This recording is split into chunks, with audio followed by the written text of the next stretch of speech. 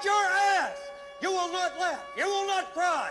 You will learn by the numbers. I will teach you. Now get up. Good evening, friends. It is Sunday. Time for another exciting episode of Hobbservations on Roads to Liberty. That's roads, the number 2, liberty.com for your freedom swag needs. And if you want to get some health supplements and some other stuff, go to the alexjonesstore.com/R2L. We get 10% kickbacks on everything that you buy there tonight. Sorry for the late start, some technical difficulties, and I had to put the baby to bed, but you know, shit happens sometimes, and we don't exactly run a tight ship around here. But tonight, very excited to welcome Spencer from Aly Kaufman. And unbeknownst to me, until a couple of days ago, a fellow Nebraskan. Tonight, we're going to be talking about the wonderful AKB-23 bullpup chassis that they're coming out with. It looks really great, really awesome, and we're also going to do kind of a roundup of some of the interesting things that came out at SHOT Show this year. So sit back, relax, and we'll talk about all of those things tonight. Spencer, sir, how are you doing? I'm doing good. It's great to be on here. I don't know. It's great to meet you talk to you the other day, and it's like, hey, you invited me on, and you're actually right down the road for me, so that's cool. So yeah, it is. I was kind of blown away when you we actually got together via Mad Pig Customs. Yeah. I posted something like, oh shit, I completely spaced out. I wanted to talk to you about this because this thing looks really, really cool. And you're like, oh hey, yeah, I'm like just a few hours. Pulled up your page. I was like, wait a minute. Yeah, it was pretty cool. And it also I'm not going to dox you or anything, but we actually might know a few of the same people. Yes. It's a small world out here. Yeah. Where you work now, there's a few people that used to work at my old job that work there now. So the chances that you might know some of them are actually kind of high. But yeah, so before we get into the SHOT Show stuff, we're going to talk a little bit about your particular product, the AKB-23. And before we get into this, it's kind of a funny story. When Brownells first came out with the BRN 180 upper receiver, I took a look at it and I said, how long is it going to be before somebody puts this into a dress-up kit? That was pretty much my first thought as well. Yes. So it took a while. Yeah, exactly, right? I'm like, somebody's going to put this into a bullpup chassis because it's a bufferless upper. And then just the next thought was, how long is it going to be before somebody dresses this up like an SA80? Which is exactly what you've done. And the reason that came to mind was because I think probably due to the BRN coming out, Ian at Forgotten Weapons posted a little bit of a history of the SA80 and its development. Or maybe it was a little before, maybe it was a little after. Maybe it had nothing to do with the BRN at all, and it just was coincidentally that way. But apparently when the Royal Small Arms Factory at Enfield was developing the SA-80, Sterling Armament Company was building the AR-18 at the time. And the Enfield SA, or what became the SA-80, was essentially just a ripoff of the AR-18 bullpupped. And Sterling was... Jonathan Ferguson's book on the SA-80, there's actually like a prototype that's literally just an AR-18 upper on a bullpup lower. It's just like exactly what it is. Exactly, yeah. Sterling got super pissed off about it, and they're like, "We could do this. We could probably do it better, and we will definitely be able to do it cheaper and faster." And I think that we're thinking of the exact same picture. Like Sterling literally kludged together an AR-18. And they're like, we did this in a day. We could do what you guys want better than Enfield, and likely they would have succeeded. Ironically, what you are making right now is undoubtedly better than the final product that they came up with, because the SA-80 is widely regarded as one of the absolute worst assault rifles in the world today. It can't be that bad. It's like the online memes and everything. It's like, it really can't. How bad can it be?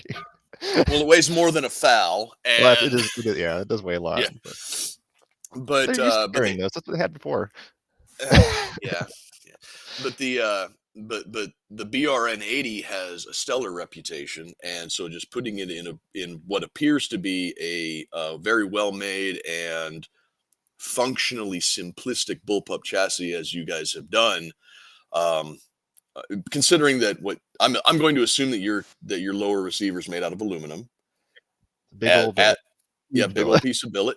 As is the majority of the parts in the BRN 80. So even if it is exactly as reliable as the SA 80, at least it's lighter.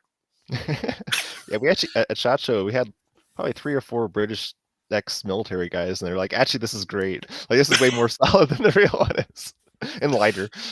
Yeah, it looks fantastic, and you guys knocked it out of the Thank you. park. Not only with what you've done functionally wise, but with the furniture and that carry handle optics Yeah. mount and the forward. Excuse me. Damn. But with the carry handle optics mount, the hand grip, the pistol grip, and the flip up front sight, everything is aesthetically pleasing as well. And I commend you guys for it. Do you happen to have one like with you right now? I'm at my house, but right. Okay, well, but yeah.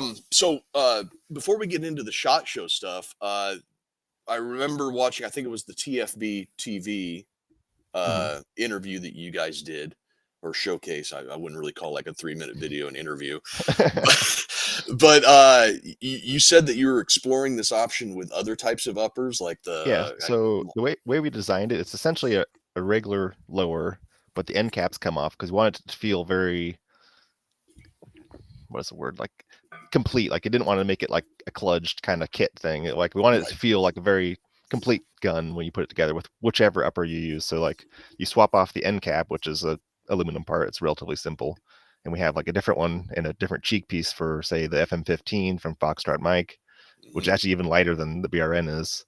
And you could use the BRN 9, like the old 9mm bufferless thing. I wouldn't recommend that because the muzzle is actually behind the trigger, like the grip. Without a suppressor, it's a horrible idea. Yeah. But I mean, like, pretty much any bufferless upper should more or less work on it once we've created a new end cap and a cheek piece. So I know like modular is a meme in the gun industry where it's like, "I will do all the stuff," and then we never do it, but or at least some of them will be doing. Right. Yeah. That's definitely right, with the modularity being a meme, because I mean, there's so many great rifles and some pistols out there that truly are modular, and then the host company refuses to release anything. I'm looking right at you, FN Scar, which would also probably be pretty easy to make And the a ACR lower it's for. like, we'll do all these barrels combinations and conversions. Is like, up 10 years later, then Bushmaster goes bankrupt, and Well, our buddy over at Templar Precision is doing the Lord's work on the ACR. He was our guest host for last year's SHOT Show roundup, and if you haven't heard of him, you should definitely go check out his work. He's doing phenomenal stuff over there. He's basically single-handedly resurrected the ACR from the grave. It's such a cool gun. It is. I've always wanted one. It's just never got one, and that's kind of hard to get one.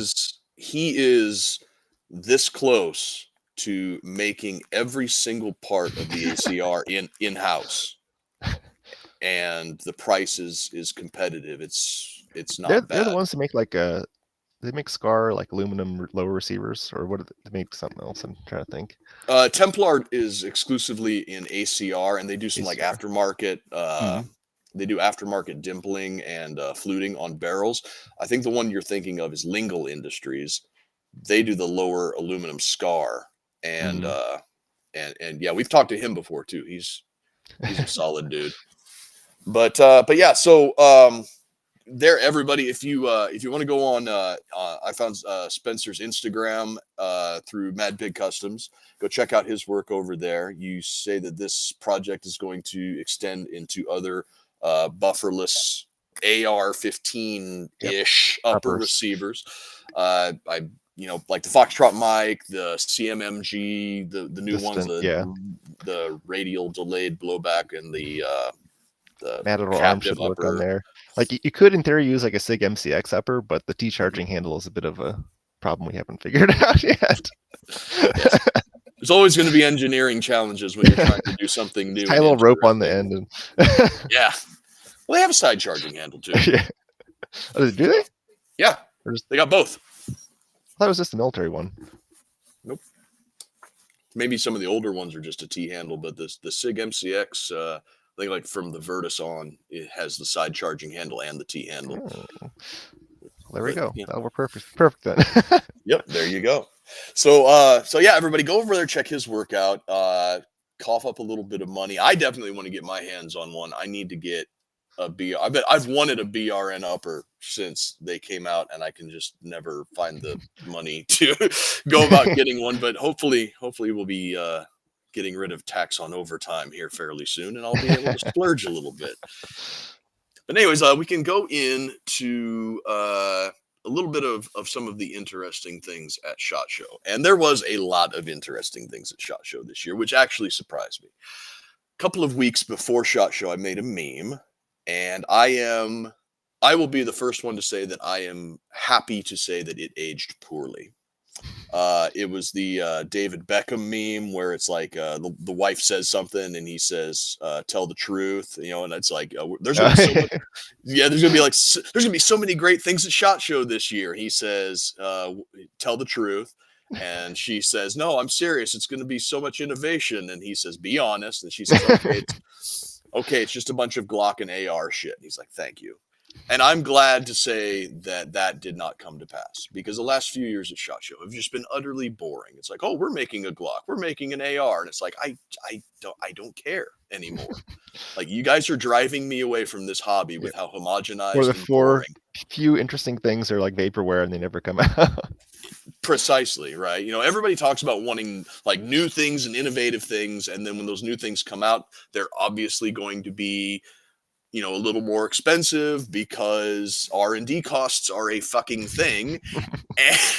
and everybody's everything like, is like takes twice as long and costs 3 times as much as you expected. yeah, exactly. And then, everybody's like, oh, what can this do that my $600 PSA AR can't do? And it's like, it's not a $600 PSA AR. And sometimes that's all that you fucking need. There's different places for different things. So. Right. And sometimes variety for variety's sake is desirable. Yeah. Because you never know when something new and different comes out that might not be some type of like giant leap ahead, but with the proper amount of investment in refining it down the road, it could be. And I kind of cringe at what could have been if the market wasn't just so simple-minded sometimes. But anyways, speaking of SHOT Show, like the supplier showcase, have you ever been to SHOT Show? I have not, although I highly recommend it. I would like to. I think that our little podcast here is not big enough to get a media pass, but you'd be surprised. But my brother works at Hornady, and let's go with them. Yeah, that's what I said. He's never gone either, but he's like, hey, we might be able to have like some type of a consumer pass, and I'm like, get me on that. Yeah, this was my first time, and it was fantastic. Like, I don't know how to explain it. I didn't see nearly as much as I thought I would, because this place is huge. Yeah. Did you get the airborne AIDS that everybody can? Yeah, I did. Like about? Literally everyone I knew like got sick, and it's like useless for a week. Yeah, but it's like so worth it to make some connections, I can imagine. Yeah, it's just like not like just meeting the people I've done business with, or like the people I ran across the people who did our anodizing. And it's just like, wait a minute, you own that one company? Like, yeah, like, oh yeah, like you got those stupid long receivers? Like, yeah. Well, there you go. You make friends, you peddle your wares, and everybody gets excited. And the next thing you know, you've got like 1.5 million views on TFP TV. And for some reason, you're talking to me on a Sunday night. But yes. Yeah, but so it's all it takes. I had a little bit of a list of things that I wanted to go, and I lost my paper, so now I'm just going to have to try and do it from memory about some of the more interesting things that I saw from SHOT Show this year. So we'll just well, I'll let you start. Like, what was one or two things that just like really jumped Mm, out at you that you saw while you were there? I think that probably the neatest like project is the US made SVD, I think. And just like seeing they had a whole bunch of like in process parts, and having like made the parts for our bullpup. It's like making parts is way more complicated than most people realize, especially if Yeah. you're doing it in house. It's like making a couple of and then like trying to scale it in a way that makes sense and you can actually produce it is like they had the steps along the way showing that they know what they're Mhm. doing, and they have an idea of how big the project is going to be, because doing something from scratch is a massive investment, not only in just like tooling and scaling and like springs. Each spring, in order to make it affordable, you have to do it in scale. In order to do it in scale, you have to order 1,000 plus, and in order to do 1,000 plus, that's a big investment. And I'll do that for, I don't know, 10, 15 springs or whatever's in an SVD. It's like they seem to have their head around how big of a project this is. So I have faith in that actually becoming something. And you're talking about the BSD FabWorks No, clone no. of the There's an SVD, SVD, Dragonite. not Yes, Dragono. yeah. Yeah, I thought I heard you say The other VSS. one I don't know about. Yeah, that's the one that there was a whole lot of drama. But yeah, let's talk about that SVD for just a little bit, because I think I saw like one video on it and then it just kind of disappeared into the ether. So this is the one that you're saying that you feel like you have quite a bit of faith I feel, that this yeah, one is I going to feel come like to market. they at least know what they're in for. So I don't know necessarily about their timelines and stuff, but they seem to know what they're doing, and they make the part like if you go on the Firearms blog has an article on it. Hmm. Like they had like receivers, like EDM'd receivers, like to get, it's because they're not having forgings like the originals would have been, but an EDM'd out block, which is going to get them way closer, which will get machine time down, which makes it all more affordable and doable. Like they can actually get somewhere. I don't know. Right. Yeah. For people who aren't in the manufacturing space, there's several ways that you can make receivers or close to finished parts. The old fashioned kind of way is forgings, where you take a hot piece of metal and you have a big hydraulic press that just like smashes it into a rough shape, and then you can do all of your finished machining processes around that. What Spencer's talking about is EDM, an electrical discharge machine, which is like a thin wire that cuts out your rough shape. So it gets basically to the same point in two different ways. Yeah, and if you're not using forgings, like forgings will get you much closer to the finished shape. If you're starting from a billet, which is a big block, you're gonna have to Mhm. machine a lot of material off of that, which is very time consuming, especially in harder materials. Right. And Yeah. that all adds cost. Right, and that adds cost on the machining away from a piece of billet. What adds cost on the side of a forging is you actually have to have the hydraulic Yeah, press, you pay and for the dies and the equipment and a minimum run and exactly, because a forging is going to be something that is going to lessen the cost down the road if you're planning on making like scale. several Yeah, thousand of yeah. these. Like for a military, forging is the way to go. If you're just going to do like a few dozen a year or a few hundred a year, then the EDM and the finishing machine is Yeah. probably the way to go. Well, it's all a balance because, like, I mean, you could do it from a billet. Your machine time is gonna go up. Your individual cost is gonna go up. But like what they're doing is like they're EDMing whatever they can out, so they are using a billet, but it's closer to the shape that they need, so they're not wasting as much machine time. Exactly. And anything that can cut costs in the end run is going to pass that cost savings down to the consumer, which means the consumer is going to be more likely to buy it, which means that the They don't go company out of business. manufacturer, yeah, they don't go out of business, and then maybe they'll be able to ramp up their production and bring the cost down even more. It's economies of scale are an actual thing that a lot of people don't want to take into consideration when you're coming out with these new and wonderful products or rehashes of very old products in this case. And that was like, I mean, like, so the first 2 days at SHOT Show, there's something called a supplier showcase, which is on like level 5, and they pretty much just have like suppliers for like the background manufacturers for the industry. Essentially, it's kind of very interesting to see because the people who make the forging dies and the forging houses are all there. But they Mhm. have different options for what they could do, and just people wanting to make you parts. So at least give you a ballpark. Like for us, it was fantastic to go around like, hey, say I needed 1,000 of these. I mean, hopefully we sell 1,000 of these bullpup things. I don't know. But if we I do, hope. it's like, hey, we could do like go with these people and they would drive the cost down, and hopefully we can pass that on. Because right now we're doing like almost anything custom is we're doing it in house, which is insane. But we actually like we got to the finish line. So Yeah, but you have a finished product. It looks great. I haven't held one, but I'm going to assume from you're the pretty feedback close. that You you just come got. down here. You know what? I've been wanting to do review videos, and maybe one of these days, since you're so close, I'll go out there to Western Nebraska where Ben's at, and we can make a day of it. You Yeah, just have anytime, to whenever it's warm and on a weekend, I should be off my day job. So Ben, make a note. But yeah, it looks like, I mean, just from a pure aesthetic point, for a wall hanger, it would be fantastic. I'm going to assume from the feedback that I saw on the couple of videos that I watched that it was a big hit. I hope you sell that. I hope you sell 10,000 of them. They look fantastic. I want to get my hands on one and hopefully put it in the safe over here. Speaking of like this kind of the whole SHOT Show, so it was kind of a last minute thing. We're like, hey, we should try to get one of these into SHOT Shows because some people were asking us, hey, you're gonna have one there? And I was like, oh, I don't know, we'll be there. But they're like, oh, you should try to get one there. So I asked the people, the MK machining guys who are making our polymer parts for us, and like, hey, can you have one at your booth? They're like, oh yeah, that'd be awesome. So we just kind of like took it like literally like a week before. I was like, hey, can you get one in a booth? And then it's like, hey, we'll have one. And like, I don't know, kind of the popularity was way more than we were expecting. We also weren't like, I wasn't really expecting to have to like talk to people or anything. Just like, oh yeah, there's one at this booth, and everyone's like, hey, people want to talk to you. Oh no.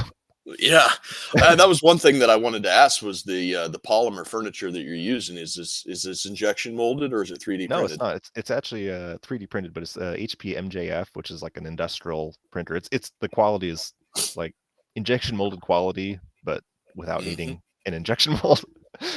Right. But, Yeah. I mean, per part cost is much higher, but we can't afford an injection mold, so this gets it done. Yeah, that's another thing that people don't seem to take into. The molds are complicated and expensive, and the more complex and more multifaceted your finished part is, the more complex the mold has to be, and that is time consuming and expensive to get your head around. Everything is scale. Yes, everything is scale. So one thing, I'm going to switch gears here real quick and go into something that I saw on the coverage that just tickled me so much, and that is that roof Koreans are back on the menu. Yeah. Daewoo or SNT Motive, but we'll call them Daewoo for purposes of brevity. Daewoo is bringing back the original Republic of Korea, the old rock soldiers standard issue rifles, starting with the iconic K2 is coming back to the United States. In addition to their, I think it's called the K51 semi-automatic pistol, but those have been coming in under Lionheart Industries for quite a few years now. It's the K2 coming back that has me just like excited. I'm excited. And on the TFB interview, I'm like just have my phone open right now, scrolling down, like trying to remember what it was. So I'm going to be using them as my reference for fun and interesting shit to talk about.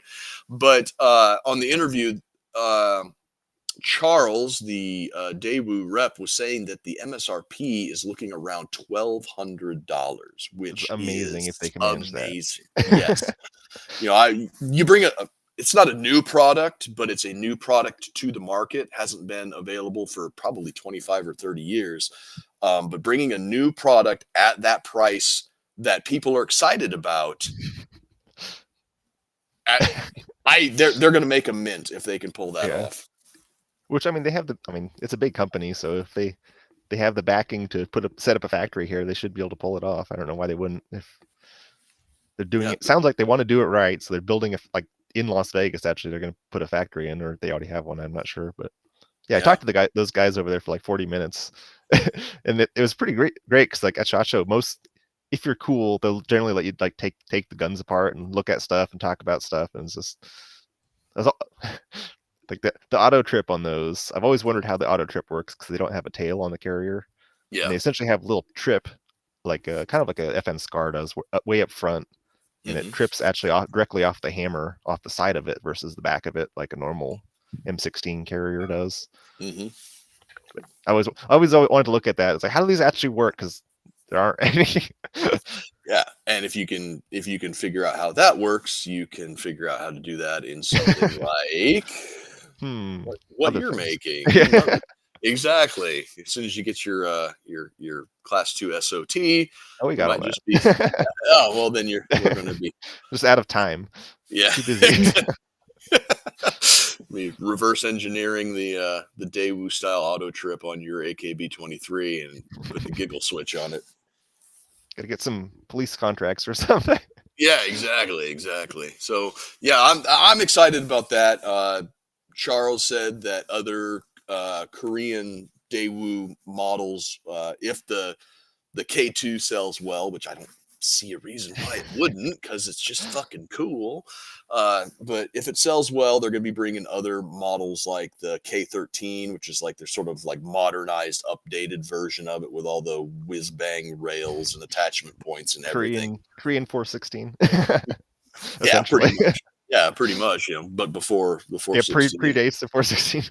Yeah, it's truly a rifle that was ahead of its time. And if you want to get a K2, Stormworks, a company called Stormworks, that's works with a WERKS, WERKZ, makes optic mounts, rail hand guards, buttstock delete kits to put a Picatinny rail or an M4 stock or anything on. So you can basically get a K2, turn it into a K13 with American-made parts. So, you know, the options are there. The Daewoo is a well-regarded rifle, though, and I'm happy to see that it's coming back. There's another thing I found interesting was the at Matador Arms. They had a collaboration with Stuff and Things, and they have essentially their 9mm upper with essentially a Bison mag, and that looked cool. Like that's I remember like years ago there was a company that did like an April Fool's thing with like, oh, Bison mag AR, and it's like, actually I want that. And it's like, oh, they made it. Oh, sweet. Well, they're making it, working on it.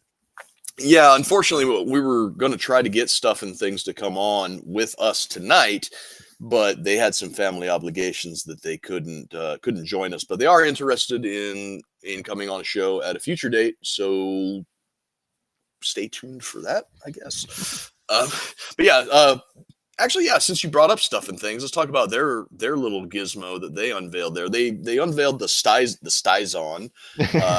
Last year, which is a conversion kit for they have several of them for the various 9mm AK style carbines and pistols out there right now, which will essentially turn like your Chiappa NAC 9 and your Palmetto State AKV into a Bison. It has the helical drum magazine that rolls underneath of the forward handguard. Super cool, super high capacity. It's just one of those things that's been kind of unobtainium. A few years ago, we talked to a guy running a company called Chitin Defense that was trying to reverse engineer the Bison from scratch. And he kind of fell off the radar. I don't know if he ever accomplished his goal. I don't see anything from him on Instagram anymore. So this is going to be your next best thing. But yeah, Stuff and Things came out with their basically the AR version of that, because the Stizon was for the AK pattern 9mm. Now they've got a Bison type mag for AR patterns, but the one that really caught most people's attention was the Gepard kit. That's the one that's super cool. The Gepard, for those of you who might not know, is basically, so you take AK receiver, make it in 9. Well, the original was 9x18. Very obscure.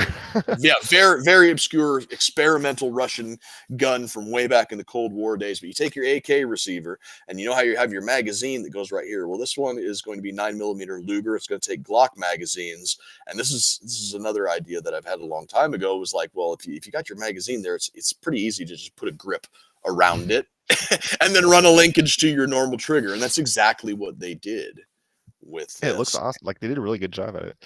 Yeah, they got the fake light. Yeah, it looks like a fake light even.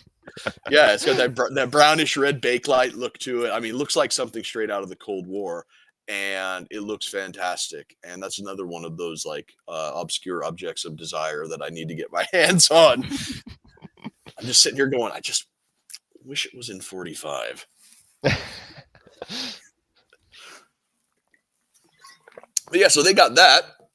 They got that out there. So that was a really neat thing to see. Moving on to something else that was super cool. Henry finally had the Supreme rifles. They're lever action Supreme rifles. Did you happen to take a look at those? I maybe saw like a third of the stuff that was at the show. maybe not even that. I don't know. All right. Well, the quick burn down on that is it's a traditional wood stock lever action rifle. Everything about it is pretty plain Jane. The magic happens on the inside where they kind of do away with your typical lever action internals. They modernized things and got it to the point where it takes AR mags. It's in 223 or 300 blackout, and it doesn't look like a giant pile of dog shit like the other AR mag fed lever action rifles. You know, I respect the hustle of some of the other companies like Fight Light and whoever the other one was, but those things were just monstrosities. They look like dog shit. This one actually looks really, really good, and I believe the last time I talked to Steve over at Mad Pig, he was like, make me one in a short action that takes AR-10 mags. I will put 8.6 blackout in that. I will chop the barrel to 8 inches, and I will make you a slayer of a lever action rifle. And I said, I would like one in 6.5 Creedmoor with an 18-inch barrel, but to each their own, right? Super short, super long. Everyone wants something different. Yeah. No right or wrong. Just make what you want. No. Something for everyone. All right, your turn. What else did you see that jumped out at you?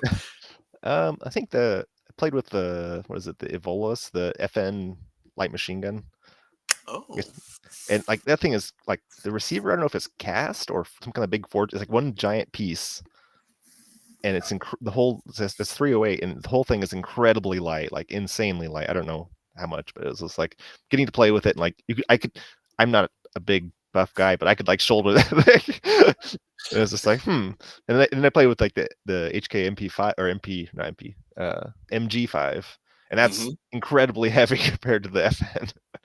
So I don't know what FN managed to do with that, but it's magic. Yeah, some of that Belgian space magic. They just threw like, a waffle at it. Well, it's just like the receiver is just like a giant must be a forging, a giant aluminum forging, and then they machined out a whole bunch of that instead of being like the traditional steel welded construction FN machine guns usually are, but yeah, very light. And so yeah, I've seen pictures of it. If it's the same gun that I'm thinking of, because they've had a few different guns that they've come out with over the last few years, but it's very big. Yeah, like it is big, but it's light. It's crazy. Yeah, and mechanisms on the side, and the rail is like continuous. Okay. Yeah, that's what I was thinking. The feed mechanism opens to the side, which is like some early post World War II experiments to get to the M60 were like that with the. Oh yeah, it was the whole thing pivots from the side. Yeah. Oh, here Ben's throwing up a picture right there of it. Yeah, it's big, it's bulky, but apparently it's lightweight and has a very novel side-mounted feed tray system. So we'll see how that goes. It's another one. FN's coming out with the Evolas. They've come out with the God, I can't even remember what it is, but it's like the 264 USA, where the cartridge it's longer than a 5.56, but it's shorter than a 7.62. It's like a hybrid mid caliber or something like that. They come out with a brand new rifle for that, and then they've got like the Hammer, which is based on the Scar, that is like a magazine fed light machine gun. So they got a lot of stuff in their back pocket that we'll probably never see, because FN seems hell-bent on taking the "you suck and we hate you" approach to everybody that doesn't have a .gov email address these days. Taking the crown from the 249S, I'll give them that. I won't give them that because they could devote that machinery to a lot better That's true. things. And I say that as a dyed-in-the-wool FN fanboy. I love FN. They are my favorite gun company of all time. I love everything that they do. I'm just like, please, for the love of God, support your own platforms and drop your price somewhere down south of retarded. Yeah, scar pricing. Yeah, exactly. But anyways, so moving on to a couple of other things before we get to kind of the gigantic elephant in the room. Strike Industries came out with some furniture for the P90 since we're on an FN kick right now. That's actually Looks very pretty cool. But so that's another thing I guess we talk about is like on like design aesthetics. Like in the gun world, there's like you could go full crazy, which is awesome, and like super sci-fi, or like kind of refined and simplistic. Yeah. And there's just like a whole spectrum of where do you go, where's too far, what market are you shooting for, how many lightning cuts do you need in your receiver? Yeah. How many angles and Yeah. various types of yeah. So Looks Ben awesome. just That pulled looks up a awesome. picture. I need It does. It does, and it definitely looks a lot better than the stock No, they both have P90. their place. Like the They stock one do. has like a like retro futuristic now, because 90s futuristic, and then Yeah. this is sci-fi cyberpunk futuristic. Yeah, the big difference though is that the Strike Industries, when you talk about like an actual P90, the original looks great. The civilian legal PS90 with the 16-inch barrel just looks out of The place. rail on top, you keep getting taller and taller. Yeah, the Strike Industries, they make one for both, and they both look fantastic. But that being said, I mean, there's a lot of things that we could go over, but we're kind of running out of time here.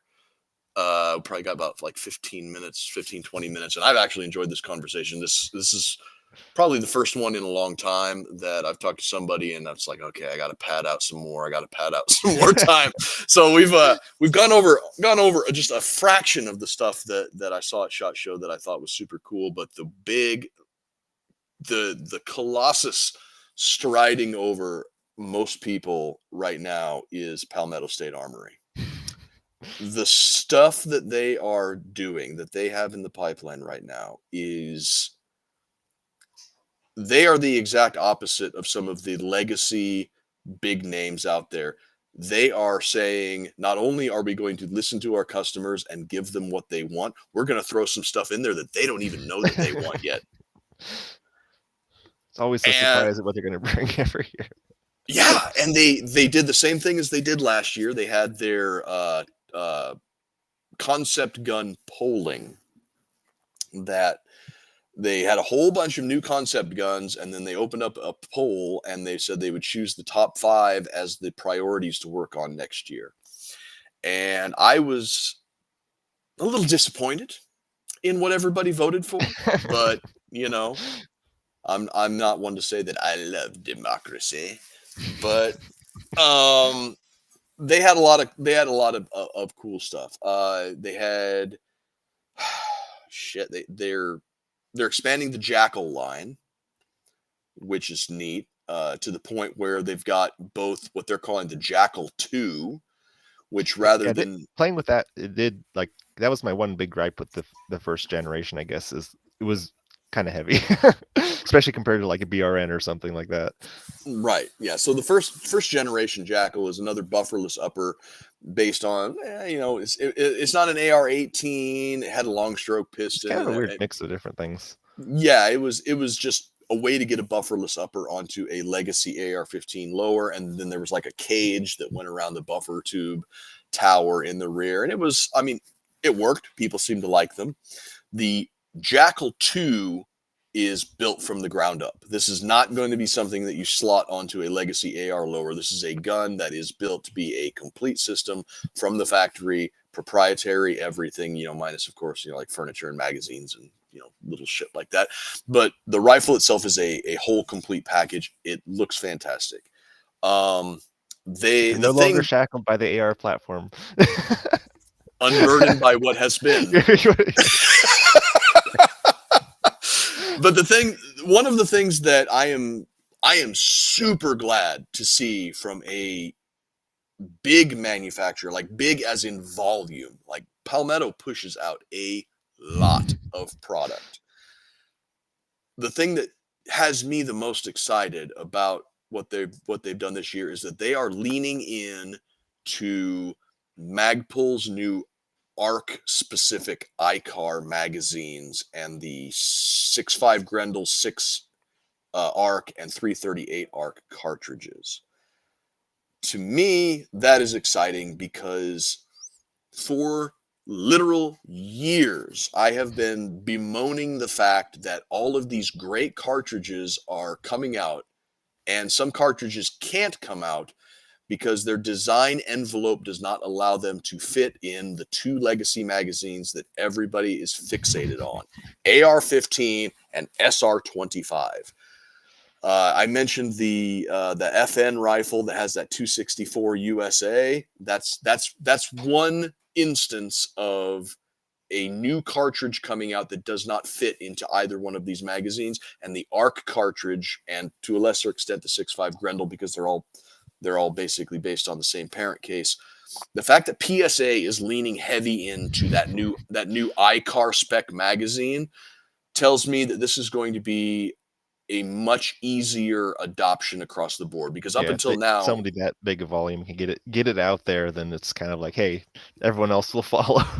Exactly. Because the iCar magazine, for people who don't know, is designed specifically to work with like the 6 ARC and now the 338 ARC and the 6.5 Grendel. It's slightly wider than a standard AR-15, and it might be a little bit deeper too. But it is definitely wider, and it will not fit into a standard AR-15 magazine well, which is kind of the point, because up until now we've been hamstrung by those ridiculously ugly magazines for 7.62 by 39 for some reason that like go straight out and then have a drastic curve on the bottom, and it just it's painful. Yeah, it is. It's painful to look at. You just want to reach through the screen and like choke somebody out for like why? If you want a 7.62 by 39, get a fucking AK. Knock this shit off. But yeah, they're leaning into the iCar design, which is fantastic. They came out with I think they had a Jackal, a 338 ARC Jackal PDW, tiny little guy, and they're also it's a standard AR-15, but upscaled slightly to be iCar compatible in 6 ARC. They're also coming out with an AK in 338 ARC, which is not going to take the iCar magazines. It's going to take ARC-specific AK magazines, which is another exciting development. Some of the other things that they came out with one that I was like, why was this not a winner in their top 5 poll? They called it the MSP 45. It's an updated well rod in 45 auto. It looked a little.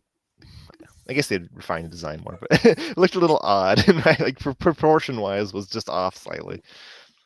I did like is that the X9, the little pistol caliber goofy thing, MP7 looking guy. Yeah, that guy. That looked cool. Well, playing with it was pretty cool. That was one of the winners. That was number 4. Yeah. So people who may not have seen the videos, number 5 was the Jackal 9, which is just as a 9mm Jackal. The number 4 slot went to the X9, which is what he's talking about. It's like a Uzi or a Mac 9, or pistol magazine and grip. Yeah, grip. Yeah. 9mm blowback SMG.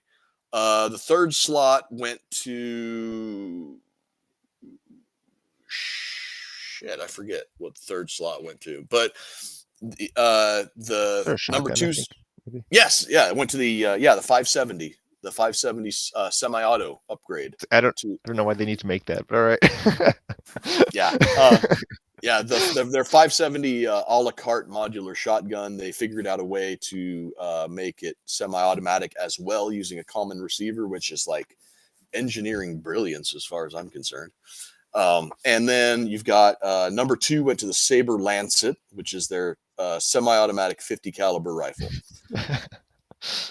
They say it's going to be the most affordable semi-automatic 50 caliber rifle, but when you're talking about a semi-automatic 50 caliber, most affordable is like it could be $7,000. Why would you vote for that? And then number 1, for some reason, was the Saber 11, which is their 9mm double stack 2011. Who fucking cares, right? So there's already a million of those things on the market. I was wanting the MSP 45, like you said, it was kind of janky but it's a concept gun. Yeah, it was the first showing of it. So, and with what happened with that that healthcare CEO who got assassinated, and all of the dumbasses saying, "Oh, this is a well rod. This is a B&T Station 6." It's like, I saw what Palmetto was trying to do there with that MSP 45. I don't know if I want that association. yeah, but it's what immediately. Yeah, it's immediately what came to my mind, and I'm surprised that other people didn't make the same connection and make that the number 1. I want one. You know, I'm a 45 nerd, and I like suppressing things. And 45 is a perfect suppressor round, but that's, can't always get what I want. Okay, so we got like about 10, 15 minutes left that we can go here, unless, we can go a little bit longer if we want. Did you see anything else that like really hopped out at you? I went and talked to Faxon about the ARAK, their bufferless upper. Apparently those are back in production. They were out for a couple years because of COVID. They were just making ARs because there wasn't enough. But anyway, they're back in production with it, and they said they're like backlogged like 6 months or something. So I need to get those to work on our bullpup receiver too. So I've been wanting to get one, but it's like, oh, they're back ordered like 6 months. Yeah.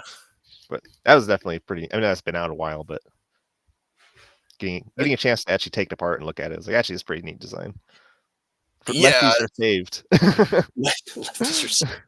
Because that was like one thing people keep asking me, like, what if I'm a lefty? And it's like, I'm sorry. Well, I mean, the whole British Army said fuck lefties when they came out with the SA-80, right? Like, lefties, you don't exist. I'm sorry, it's not a thing. Yeah, exactly. But yeah, speaking of the BRN 180, Brownells came out with a new Gen 3 of the BRN, and while it is a functionally how do I say this? Like, pragmatically speaking and functionally speaking, it is a logical upgrade to the design. They went with a non-reciprocating left-hand charging handle and like a rubber gasket seal, like a SIG 550, to keep the charging handle slot sealed away from dust and shit, and like an internal sliding dust cover on the ejection port. Kind of a neat design and everything, but spiritually, to me, losing that dog-legged side charging handle, to me, it's like, is it really an AR 180 style upper now? From talking to them, it seems like they're going to keep the Gen 2 around as like the Gen 2.5, because it's like kind of, they're going for the more like the SIG MCX upper kind of competitor thing with the Gen 3s, and where the Gen 2s is a little bit more simplistic and cheaper. Still expensive, but cheaper. Yeah, I can imagine, but there is that sort of a retro vibe. Yeah, they're different, completely different feels.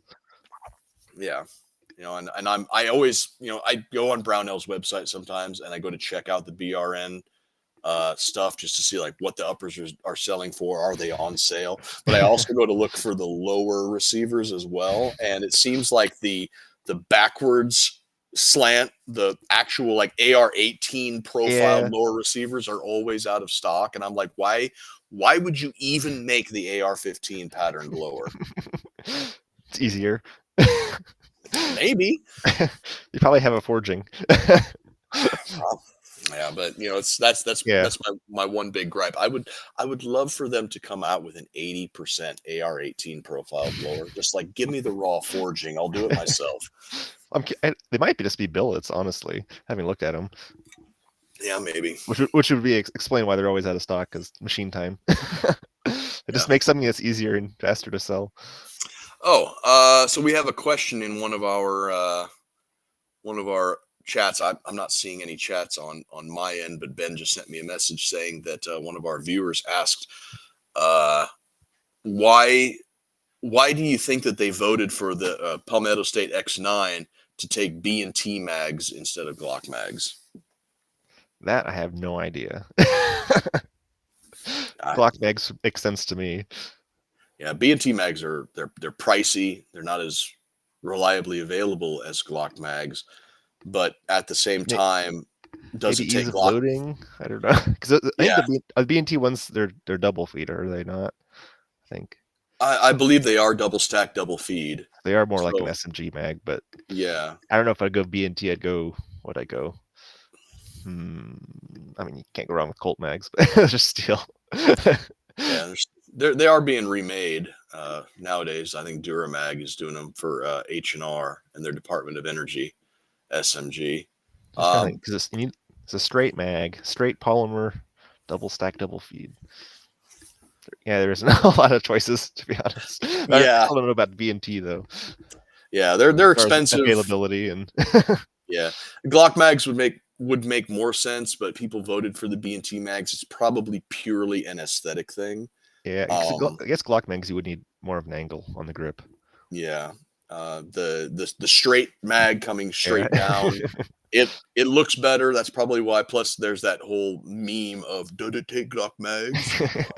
And as it stands right now, people are probably just sick of shoving Glock mags. Hey, look, another AR-9 that takes Glock mags. Whoa. Feeling bold today, aren't we? Yeah. That's what I. Oh, speaking of SHOT Show, it's like around every corner there's another Turkish booth that has the same guns that every other Turkish booth has with a different name on it.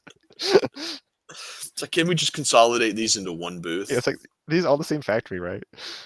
Yeah, they are. They literally put are. Your name on it. Whatever exactly. you want. It's like the old Sears Roebuck catalog guns back in the 30s and 40s, where made by Savage, but we'll put the name of your local small town hardware store on this break action 20 gauge that's pretty shotgun. cool, honestly, but yeah, it gets a little tiresome when it's just like a million of them. there's a 12 gauge G3 now coming from Turkey. They made me laugh. Yeah, I then cringe a little, but yeah, I think Micah Mayfield did a burn down on one of their 12 gauge scars, and it got to like 340 round before it started falling apart. Ben asked if there was a Khyber Pass booth.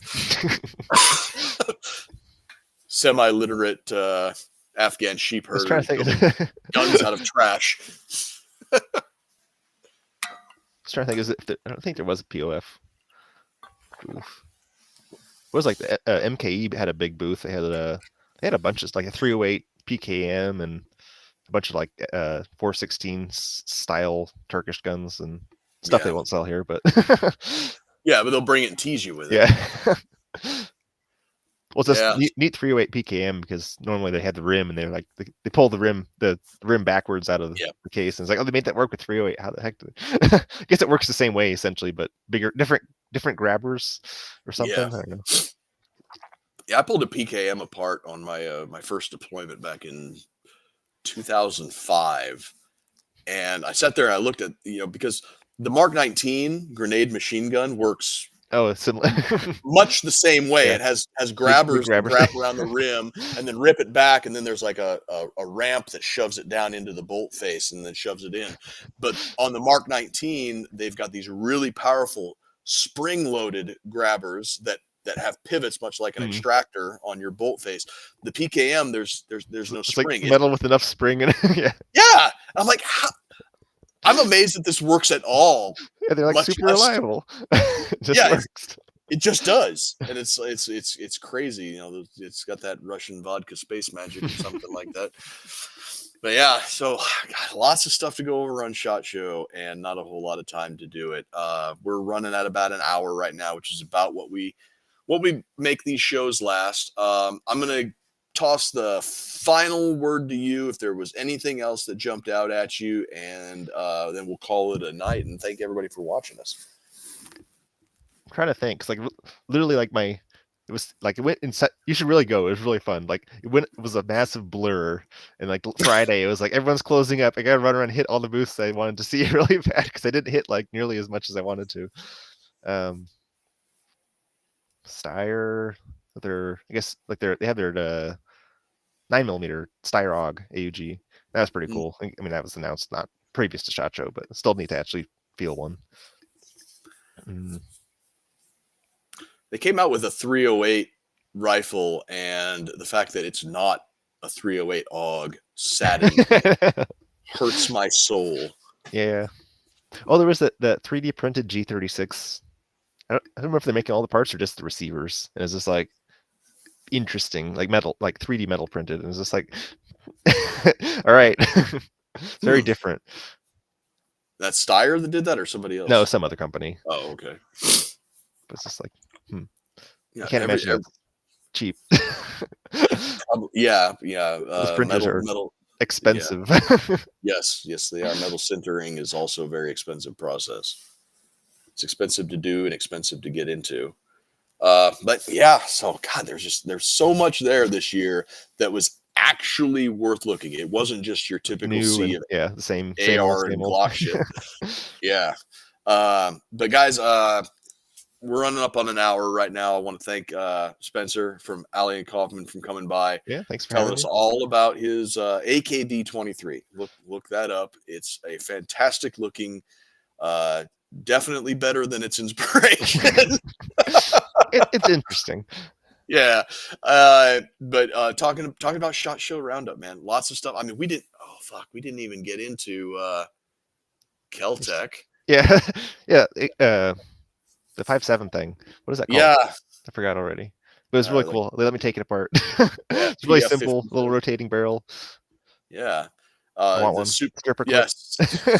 Stripper clip loaded, 5.7. I just loved everyone was just like, I don't know, that's really weird. But then like after they showed it off, like, actually this makes a lot of sense. Like that's plenty of rounds and yeah. Stripper clips are easy and nice. and 5.7 continues the slow march towards market acceptance. Yeah. Like I said, 5 or 6 years ago that I think it was Kel-Tec that came out with their take on the P90, whatever that's the P50, whatever that wacky thing is called. And I'm just like, this is going to get 5.7's foot in the door. And the next thing you know, Ruger came out with a 5.7, and Smith & Wesson came out with a 5.7, and PSA came out with a 5.7. Kel-Tec's coming back to the 5.7. Everything's coming around, and 5.7's day in the sun will come one of these days. Is there any more manufacturers? Like I know Federal makes it, and I mean FN makes it, or whoever Seller a lot makes it for him, or whoever makes it for him. But Hornady makes the bullets. Hornady makes bullets. Need more. Yeah. Need the price to come down more. Yeah.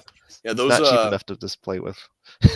Yeah. Those if you get a box of FN branded that has like the blue polymer tip, those are a Hornady VMAX. Yeah, they're Hornady VMAX. Actually, that was one of the bullets that I made when I worked there. When I worked there, I made a lot of those little blue tip guys. But Hornady makes a critical defense load, a 45 grain critical defense load. Spear makes a gold dot load.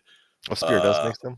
They make a gold dot load. Federal makes FMJs. There's a couple boutique that make some. Cellier and Beloit does it, and there's a few other ones, but other people need to jump on that. But yeah, magazines hold 50. It needs to be cheaper. Yes, exactly. Exactly. They're so much fun to shoot. But yeah, we're gonna wrap it up there. Thanks to everybody that popped in. Didn't have a whole lot of traction on the live show, but hopefully people will watch this video on demand later on. Thank you for joining us. Thanks to Spencer from Aly Kaufman for joining us tonight to talk SHOT Show Roundup. You can go check him out on Instagram. Right down there on the underneath of his name there is Aly Kaufman. Just look them up on Instagram. If you want to support us, you can go to roads2liberty.com, or you can use our affiliate link at thealexjonesstore.com/R2L. We get 10% kickbacks for everything that you buy from their site. Thank you once again for joining us, everybody.